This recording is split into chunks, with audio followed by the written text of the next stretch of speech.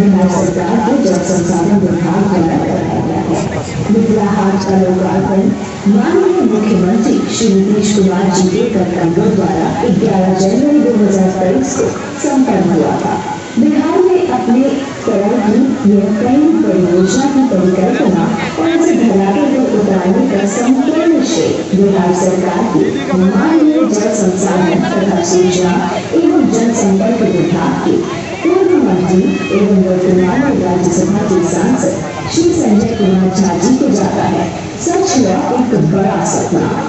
कोई भी अनूठी योजना धरातल पर आकार लेने से पहले किसी दूरदर्शी व्यक्तित्व के मन मस्तिष्क में आकार लेती है।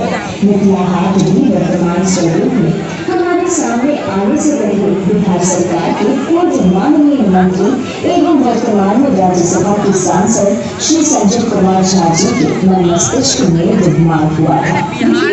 हाट को देखकर उनके मन में ख्याल आया कि मिथिला में एक ऐसा आधुनिक हाट समृद्ध कला संस्कृति परंपरा और विरासत को करीब से देखने समझने के साथ साथ मिथिला पेंटिंग और हस्तशिल्प आदि को खरीद सके, ताकि मिथिला के कलाकारों को बाजार, स्थानीय लोगों को रोजगार और क्षेत्र को ग्रामीण अर्थव्यवस्था को मजबूती मिले। फिर क्या था, माननीय राज्यसभा सांसद अपनी इस दूरगामी विकास दृष्टि को धरातल पर उतारने के प्रयासों में जुट गए। उनके निर्देश पर जल संसाधन विभाग बिहार में मिथिला हाट के निर्माण और साथ में नदी तालाब के सौंदर्यीकरण की परियोजना तैयार की। धन की कमी के कारण जब यह परियोजना प्रलंबित होने लगी, तब श्री संजय कुमार झा जी ने अपने स्वैच्छिक कोष से राशि देकर इसे पूर्ण करवाया। आज देश दुनिया से मिथिला हाट आने वाले पर्यटक श्री संजय कुमार झा जी के इस अनूठी परिकल्पना की तारीफ किए बिना नहीं रह पाते। उनके इस कार्य की कीर्ति पताका चारों ओर प्रसारित हो रही है।